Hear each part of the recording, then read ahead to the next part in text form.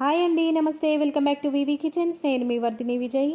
ఈరోజు మన కిచెన్లో టేస్టీ అండ్ సూపర్గా ఉండేటటువంటి ఒక పప్పుని చూపించబోతున్నానండి. ఈ పప్పుని ప్రిపేర్ చేయడానికి టైం కూడా ఎక్కువగా పట్టదు. 15 నుంచి 20 నిమిషాలలో ఈ పప్పుని ప్రిపేర్ చేయడం అనేది కంప్లీట్ అయిపోతుంది.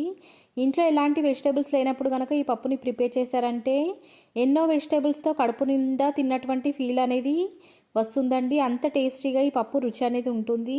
ఈ పప్పుని అన్నంతో లేదా చపాతీతో అన్ని రకాల రోటీస్తో కూడా తినొచ్చు. ఎలా తిన్నా కూడా ఈ పప్పు రుచి మాత్రం చాలా టేస్టీగా ఉంటుంది. ఫస్ట్ టైం ప్రిపేర్ చేసే వాళ్ళు, బ్యాచిలర్స్ కూడా ఈ పప్పుని ఎంతో ఈజీగా ప్రిపేర్ చేసుకోవచ్చు. మరి లేట్ చేయకుండా ఈ సింపుల్ అండ్ ఈజీ టేస్టీ పప్పు రెసిపీని ప్రిపేర్ చేయడం కోసం ప్రాసెస్ స్టార్ట్ చేసేద్దామండి.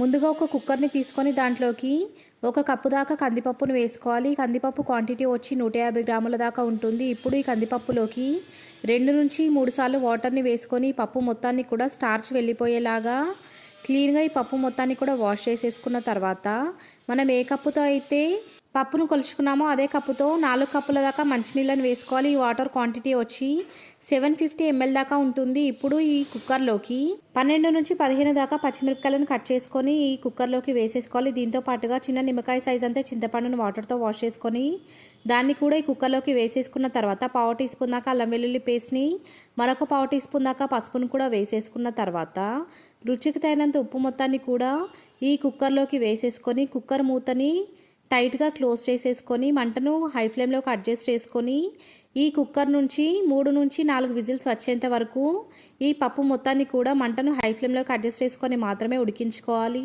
మీరు ఎన్నైతే విజిల్స్ తెప్పియాలనుకుంటున్నారో అన్ని విజిల్స్ కంప్లీట్ అయిపోయిన తర్వాత స్టవ్ ఆఫ్ చేసేసి ఈ కుక్కర్లో ఉన్న ఆవిరి మొత్తాన్ని కూడా బయటకు పంపించిన తర్వాత కుక్కర్ మూతని జాగ్రత్తగా ఓపెన్ చేసేసుకోవాలి. నేను ఈ పప్పుని 3 విజిల్స్ ఉడికించాను కాబట్టి వీడియోలో చూపించిన టెక్స్చర్లోకి ఈ పప్పు మొత్తం కూడా మారిందండి. మీకు కనుక పప్పు మరీ మెత్తగా కావాలనుకుంటే ఇంకొక విజిల్ వచ్చేంత వరకు, అంటే కంప్లీట్గా 4 విజిల్స్ వచ్చేంత వరకు ఈ పప్పుని కనుక ఉడికించారంటే పప్పు బాగా మెత్తగా తయారవుతుంది. మీకు నచ్చిన టెక్స్చర్లోకి వచ్చేంత వరకు ఈ పప్పు మొత్తాన్ని కూడా ఉడికించుకున్న తర్వాత ఈ పప్పుని ఒకసారి అడుగు నుంచి కలిపేసుకోవాలి. మీరు ఈ వీడియోని కనుక కరెక్ట్గా అబ్జర్వ్ చేశారంటే ఈ పప్పు ఎంత బాగా ఉడికిందో మీకే అర్థమవుతుంది. ఇప్పుడు ఈ పప్పులోకి తాలింపుని వేయడం కోసం ఒక తడకా ప్యాన్ని స్టవ్ వెలిగించి స్టవ్ పైన పెట్టి ఆ ప్యాన్ వేడిన తర్వాత దాంట్లోకి 2 టేబుల్ స్పూన్ల దాకా ఆయిల్ని వేసి వేడి చేసుకోవాలి. ఈ ప్రాసెస్ మొత్తాన్ని కూడా మంటను లో ఫ్లేమ్లోకి అడ్జస్ట్ చేసుకొని మాత్రమే కంప్లీట్ చేసేసుకోవాలండి. ఇప్పుడు ఈ నూనెలోకి 1/2 టీ స్పూన్ దాకా జీలకర్ర ఆవాలను వేసి 1 మినిట్ పాటు చిట్లించుకోవాలి. జీలకర్ర ఆవాలు చిట్లిన తర్వాత 2 రెమ్మల దాకా ఫ్రెష్ కరివేపాకును కూడా వేసుకొని కరివేపాకు మొత్తాన్ని కూడా మరొక 30 సెకండ్స్ పాటు ఫ్రై చేసుకున్న తర్వాత కొంచెం కొత్తిమీరను కూడా వేసుకొని కొత్తిమీరను కూడా మరొక 30 సెకండ్స్ పాటు ఆయిల్లో ఫ్రై అవ్వనివ్వాలి. ఇప్పుడు స్టవ్ ఆఫ్ చేసేసుకొని ఇలా ప్రిపేర్ చేసుకున్నటువంటి ఈ తడక మొత్తాన్ని ఇప్పటి వరకు మనం ప్రిపేర్ చేసుకున్నటువంటి పప్పులోకి వేసేసుకొని తడక మొత్తం కూడా ఈ పప్పుతో పాటు కలిసేలాగా ఒకసారి అడుగు నుంచి కలిపేసుకున్న తర్వాత 1 to 2 మినిట్స్ పాటు మంటను లో ఫ్లేమ్లోకి అడ్జస్ట్ చేసుకొని మాత్రమే ఈ తడకతో పాటు పప్పును కూడా కలిపి ఉడికించుకోవాలి. ఇలా తడకాని వేసుకున్న తర్వాత పప్పును ఉడికించుకోవడం వల్ల ఈ పప్పు రుచి అనేది ఎన్హాన్స్ అవుతుందండి.